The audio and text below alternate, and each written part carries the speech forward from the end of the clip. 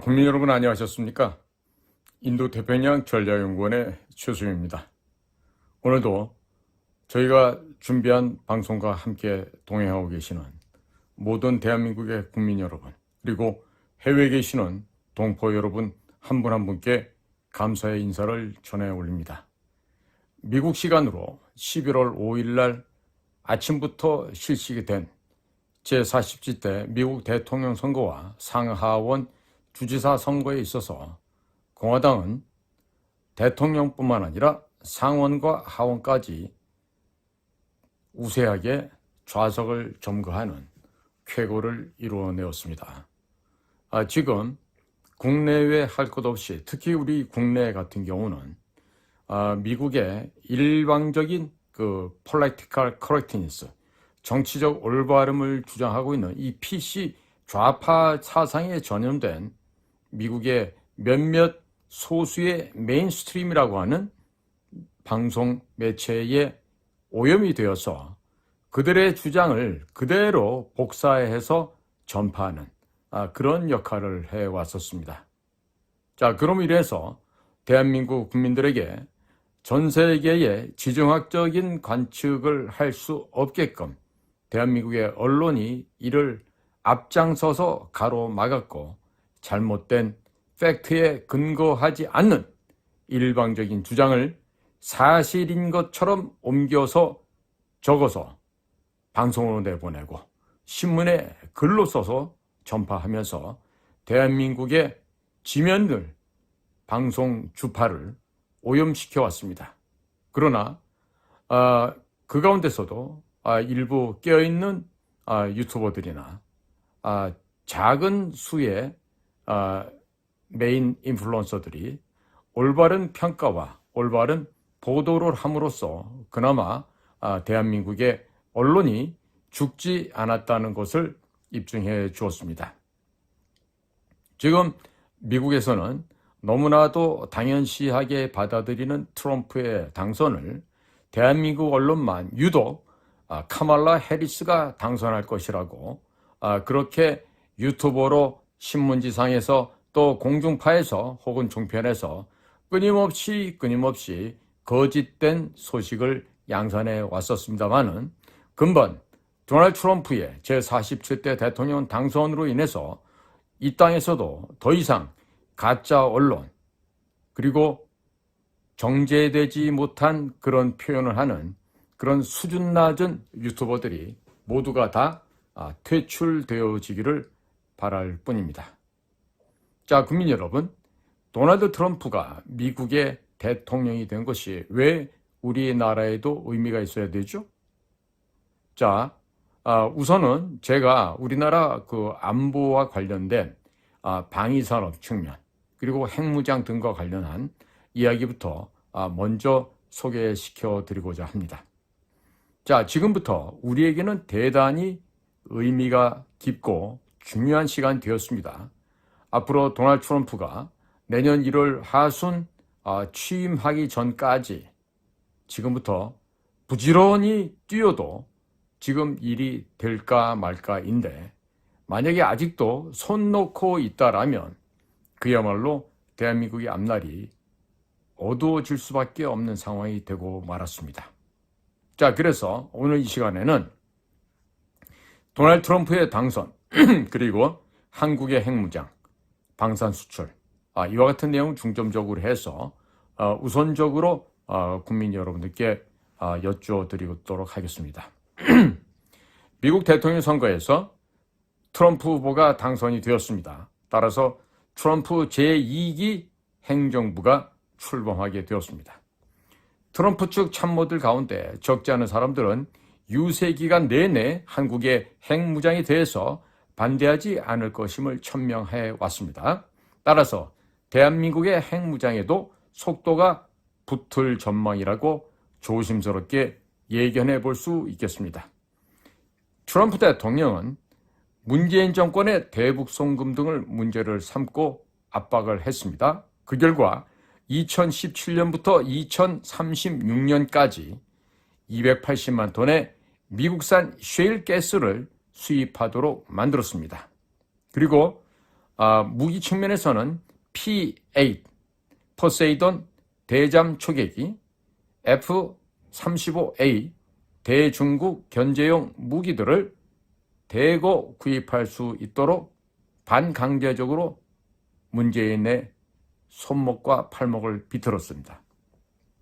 또 미국이 과거 박정희 대통령 정권 시절부터 한국군의 미사일 개발을 막기 위해서 아주 물심양면으로 노력을 했습니다. 그래서 그간에 채워놓았던 모든 미사일 관련된 족쇄를 트럼프 당시 풀어주었습니다. 여기다 덧붙여서 달 탐사 관련된 모든 기술을 이전해 주었습니다. 이 달 탐사 관련 모든 기술은요, 바로 ICBM 기술이 되고 또 확장되면은 잠수함에서 발사하는 SLBM 기술까지 총 포함이 된다 하겠습니다. 그 결과 대한민국 군대는 2024년 10월 1일 탄두 중량 8톤급의 현무 탄도미사일 5를 공개하였습니다. 그리고 KF-21 보람의 전투기 개발에 성공하였고 3,000톤급 SLBM 탑재 디젤 잠수함 개발 등 대한민국의 방위력이 눈에 띄게 괄목상대하게 급상승하였습니다. 현재 도널드 트럼프 대통령은 주한미군의 주둔 비용, 소위 말해서 주둔비 분담금이 되겠습니다. 이 비용을 약 100억 달러를 달라고 요구하고 있습니다. 이 100억 달러를 지불하고 한국의 핵무장 관련된 족쇄를 험난한 그 허들을 풀어줄 수 있을지 우리도 협상할 필요가 있겠습니다. 트럼프가 이 100억 달러를 요구하는 것은요, 바로 협상하자는 얘기예요. 그러니까 지금 우리가 10억 달러 조금 더 내고 있는데 여기서 대략 맞춰보면은 한 5억, 50억, 혹은 60억 이 정도 선에서도 협상을 가능할 것으로 보여집니다. 현재 경주에 있는 방패장 이곳도 수용 한계에 도달하고 있습니다. 때문에 핵물질의 재처리 시설의 건설 역시 미국과 협의해서 조속히 추가적으로 건설할 필요가 절실하기도 합니다. 트럼프 대통령의 입장은 한국군의 무장을 우선 강화시키는 것입니다. 한국군의 무장을 강화시키고 나서 중국군이 한국군을 견제하기 위해서 한반도 주변을 벗어나지 못하게끔 만들겠다는 강한 의지를 가지고 있습니다. 만일 한국군이 이미 SLBM, 현무 탄도미사일 시리즈를 2,000발 이상 개발하여 실전 배치 완료하였습니다. 그리고 내년부터는 FA-50에서 발사하는 초음속 공대지 미사일 발사 실험이 예정되어 있습니다.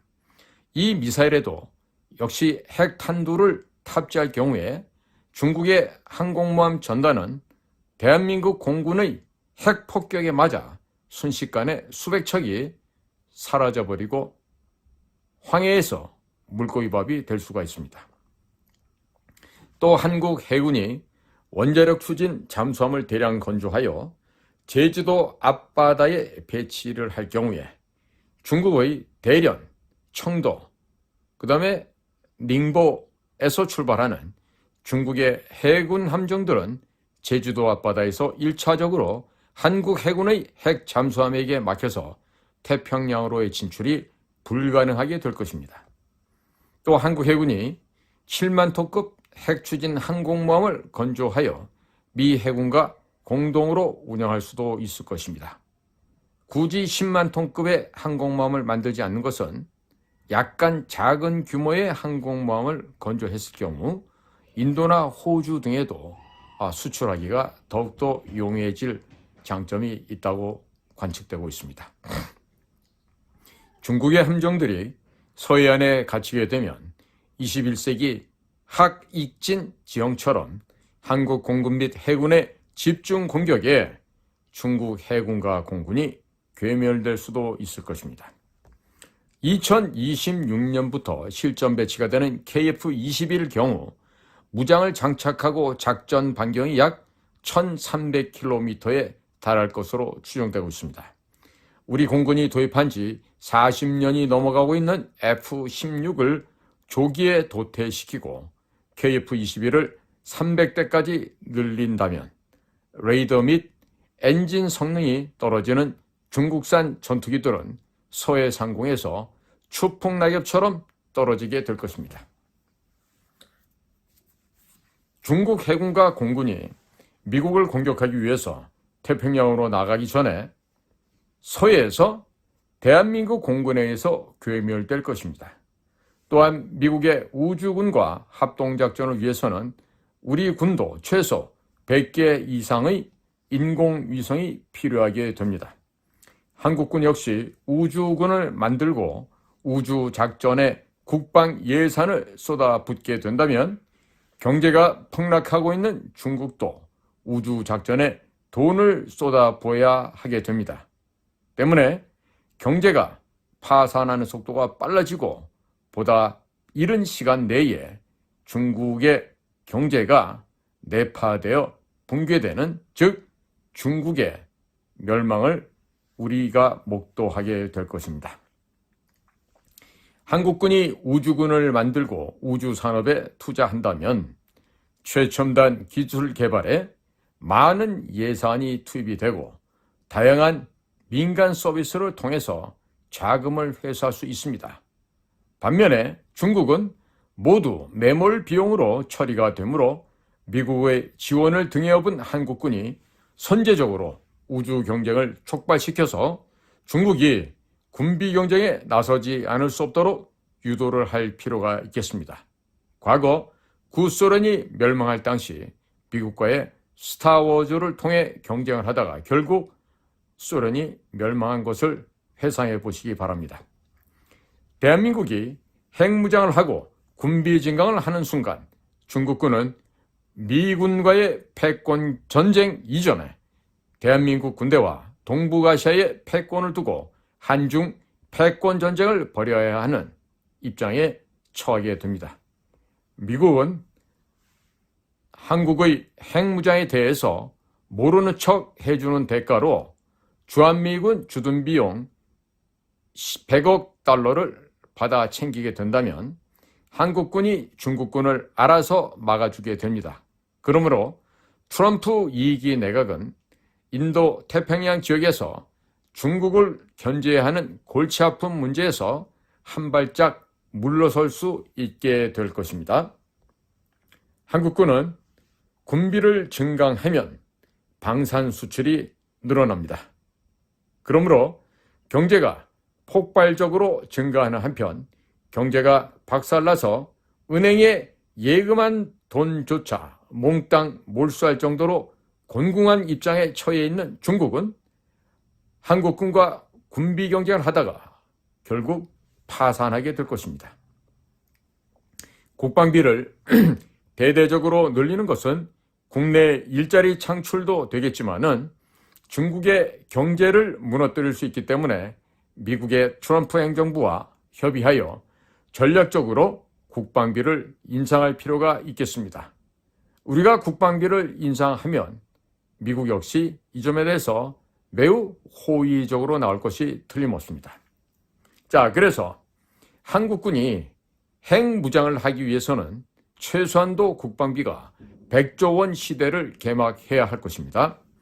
한국군이 핵무장을 하여 핵미사일을 배치하고 핵잠수함을 다수 건조하면서 7만 톤급의 핵추진 항공모함을 건조하기 위해서는 국방비가 최소한도 100조 원 이상으로 증가되어야만 하겠습니다. 2023년 국방비가 57조 원이었습니다. 이때 비정부기구, NGO나 각종 시민단체에게 지원한 국고지원금이 102조 3천억 원이나 달했습니다. 또한 성인지 예산이라고 하는 담당 공무원조차도 예산의 목적과 사용처를 모르는 이 성인지 예산 역시 24조 원이나 되었습니다. 합하게 되면 총 126조 3천억 원입니다. 여하튼 어마한 예산이 생산성조차 불분명한 곳에 사용이 되었습니다. 이 금액 중 절반인 63조 원을 국방비로 전환하여 국방비를 120조 원으로 만들 필요가 있습니다. 57조에 63조를 더하시게 되면 120조가 되겠죠. 자, 이 126조 3천억 원이라는 돈은요, 1년 360일로 나눠보면 일요일, 공휴일 구분 없이 하루에 3,620억 원을 지출하게 되는 것입니다. 어마어마한 돈입니다. 이 3,620억 원이면요, 우리 전문 공작관들이 해외에 나가서 북에서 파견 나온 외무성, 정찰총국, 혹은 보위성, 주요 북에서 파견된 1% 미만의 그 고위층들을 모조리 마대자루에 쓸어서 담을 수도 있는 돈이 되겠습니다. 그런데 이 돈이 이렇게 126조 3천억 원이나 작년에 허투루 낭비가 되었다는 것이죠. 자, 그러면 126조 3천억 원 가운데 남는 돈 63조 3천억 원은 각종 세금 인하에 사용하게 되면 내수 경제 역시 활성화될 것입니다. 연간 120조 원의 국방비를 사용하게 되면 노후 무기 체계를 모두 교체할 수 있게 됩니다. 그러므로 국내 방산업체들의 일감이 크게 늘어나게 되고 한국군의 납품한 실적과 한 대당 납품 가격이 하락됨으로 인해서 해외 방산 수출 또한 폭발적으로 늘어나게 될 것입니다. 현재 지방경제가 휘청거려서 인구와 일자리가 소멸돼 가고 있습니다. 방산업체들이 많은 부산, 경남, 울산, 대전 등에 많은 일자리가 생기게 되므로 지방경제에도 활력이 넘쳐나게 될 것입니다. 지방경제에 활력이 넘쳐나면 수도권 과밀화 문제도 해결할 수가 있습니다. 때문에 국방비 증액을 단순히 국가안보에 들어가는 비용으로만 바라보아서는 안 될 것입니다. 오히려 국토의 균형 발전 차원에서 검토할 필요가 있겠습니다. 또한 우리 병사들에게 월 200만 원씩을 급여로 지급할 수 있게 됩니다. 이 경우 병사들의 군 복무기간을 현재 18개월에서 24개월로 늘리는 것도 군 입대를 앞둔 청년들이 반대하지 않을 것입니다. 월 200만 원씩 24개월을 근무하고 제대하게 되면 4,800만 원을 벌어서 제대할 수 있게 됩니다. 부모님께 손 벌리지 않고도 학업, 창업, 유학, 결혼 등 다양한 자신의 미래를 설계할 수 있게 될 것입니다. 또한 직업군인들에 대한 급여를 30% 인상하고 양질의 군인 아파트를 제공하는 등 군인 복지를 대대적으로 확충하게 되면 우수한 인재들이 군대에 장기 근무하기 위해서 몰려들게 될 것입니다. 현재 전방에서는 병력 부족으로 말미암아 전차, 자주포 등의 시동을 걸 수 있는 인력이 부족하고 제대로 정비가 되지 않고 있다고 합니다. 참으로 적지 않은 일입니다. 이런 상황은 육군, 해군, 공군, 해병대 공통으로 나타나고 있는데 일자리 예산을 투입하여 군대를 양질의 일자리로 만든다면 병력 부족으로 인한 전투력 저하를 막을 수도 있고 실업자들을 대거 구제할 수도 있을 것입니다. 현재 병력이 50만 명 수준이지만 국방비를 120조 원까지 늘리게 되면 병력을 70만 명 혹은 80만 명까지도 늘릴 수가 있을 것입니다. 매년 정부는 일자리 창출을 위해서 수십조 원의 예산을 사용하고 있는데 군대를 단순한 국가안보를 지키는 존재로만 볼 것이 아닙니다. 일자리를 창출하는 거대 집단으로 바라볼 필요가 있겠습니다. 군부대가 대부분 시골에 위치한 점을 감안해 볼 때 군인 가족들의 소득이 높아진다는 것은 시골 지역에서 소비가 늘어나는 효과가 있게 됩니다. 그러므로 소멸해가는 지방경제를 살리기 위해서라도 군인들에 대한 급여 및 복지를 대대적으로 향상시키고 병력을 늘릴 필요가 있겠습니다. 과거 한국군은 무기 체계의 대부분을 해외에서 수입하였습니다. 이 때문에 국방비는 곧 매몰 비용이라는 인식이 퍼져 있었습니다만 현재는 국방비가 늘어나면 국내 방산업체들의 실적이 개선이 됩니다. 그리고 해외 수출이 잘 되게 됩니다. 그렇기 때문에 수출 산업 육성을 위해서라도 국방비를 120조 원까지 늘릴 필요가 있습니다. 방산 수출의 경우 향후 50년 동안 부품 공급, 애프터 서비스, 기술 교육, 성능 개량 사업 등 후속 군수 사업 지원 분야에서 최초 판매 금액의 5배에서 많게는 10배가량의 추가적인 매출이 발생하게 됩니다. 현재 국내 방산 수주 잔고가 100조 원을 돌파했는데 10년 이내로 1000조 원을 돌파할 예정입니다. 그렇게 되면 향후 50년 동안 최소 5천조 원에서 1경 원에 달하는 추가적인 매출이 발생하게 됩니다. 그러므로 대한민국 경제는 지속적으로 초호황을 맞이하게 될 것입니다.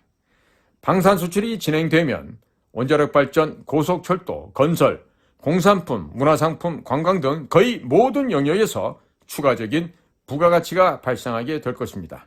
따라서 생산성 검증이 안 된 곳에 사용되는 126조 3천억 원 가운데 절반을 국방비로 전환하여 국방비를 120조 원으로 만든다면 국가 안보가 향상되고 일자리가 창출될 것이며 지방경제는 활성화되고 세수가 확충되는 등 다양한 파급 효과가 발생할 것입니다.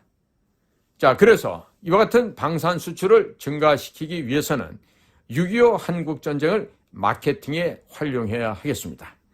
방산 수출을 증가하기 위해서 6.25 한국전쟁을 마케팅에 절대적으로 활용할 필요가 있습니다. 가칭 6.25 한국전쟁 컨텐츠 진흥원을 만들어야 하겠습니다.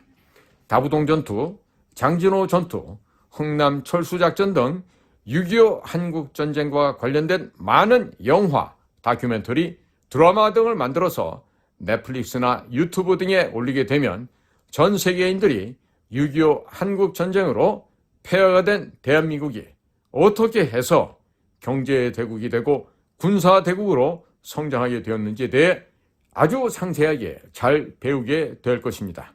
그리고 전국에 산재해 있는 폐교를 6.25 한국전쟁 역사박물관으로 만들면 국내외 많은 관광객들이 이곳으로 몰려들 것이고 소멸해가는 시골 지역에도 활력이 넘치게 될 것입니다. 학교 정규 교육 과정에서 우리 학생들에게 6.25 한국전쟁을 별도의 과목으로 가르치고 문화 콘텐츠를 생산할 수 있는 역량을 가르치게 된다면 학생들이 스스로 6.25 한국전쟁 관련된 문화 콘텐츠를 만들어서 유튜브에 올려서 광고 수익을 창출을 하거나 아니면 카톡 이모티콘 등 만들어 판매하는 등 스스로 일자리를 만들 수도 있을 것입니다. 6.25는 동족 상잔의 비극이 결코 아닙니다. 1917년 볼셰비키 공산혁명에서 시작된 국제 공산주의 세력인 소련, 중국, 북한이 합심하여 자유와 인권이 넘치는 대한민국을 침략했던 바로 침략전쟁이었고 인류 최초의 체제 이념 전쟁이었습니다. 이 좁은 한반도에서 공산진영과 자유진영의 군인 약 500만 명이 뒤엉켜서 싸웠습니다. 그렇기 때문에 각 지역별로 6.25 한국전쟁과 연관된 사연이 무수하게 많습니다. 이를 모두 문화 콘텐츠로 만들어 수출을 한다면 우리는 향후 100년 이상 경제적으로 호황을 누릴 수 있게 될 것이며 엄청나게 많은 일자리 역시 창출될 것입니다. 전쟁을 혐오하고 싫어하는 도널드 트럼프 2기 행정부 출범으로 세계 각국은 자국의 방어를 위해서라도 많은 예산을 사용하게 되었습니다. 따라서 대한민국 군대는 우리 국방비를 증액을 하고 방산 수출을 전폭적으로 지원하는 이러한 든든한 아군이 될 수 있도록 우리 스스로가 더욱더 노력을 해야 되겠고 대통령이야 각부 장관들이나 모든 국가 안전 문제, 방위 문제를 책임지고 있는 우리 지휘부에서는요. 이와 같은 대한민국의 국가 총체적인 역량, 즉 국력을 보다 더 향상시키고 그 가운데 우리의 국방력을 더욱더 향상시키는데 더욱더 매진해야 될 것입니다. 자, 지금 트럼프가 당선됐다고 해서 걱정하는 사람들 참 많습니다. 제가 계속해서 방송을 찍어서 그다지 걱정하지 않아도 된다는 점을 계속해서 말씀드리도록 하겠습니다. 자, 오늘도 저희가 마련한 우리의 유튜브 인도 태평양 전략연구 그리고 공작관 TV 그레이트 게임을 애청해 주셔서 감사를 드립니다. 고맙습니다.